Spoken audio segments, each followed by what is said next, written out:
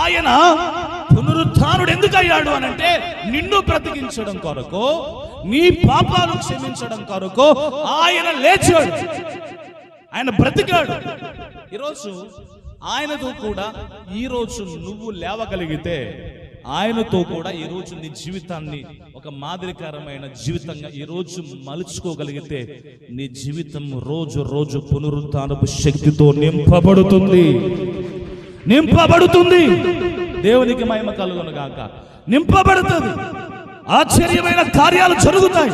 నువ్వు ప్రభు యొక్క ఔన్నత్యమైన కార్యాలు నీ జీవితంలో, ఆశ్చర్యమైన కార్యాలు నువ్వు కోరుకున్నవి నీ జీవితంలో జరగలేదేమో, ఒకవేళ నీ గర్భం మూయబడిందేమో, అవమానాలు, నిందలు, అప్పులు, సమస్యలతో ఉన్నావేమో, కానీ ఈ రోజు పునరుద్ధానపు శక్తి ప్రతిదాన్ని బద్దలు కొట్టగలుగుతుంది. దేవునికి మహిమ కలుగును గాక. నువ్వు మారు మనసు పొంది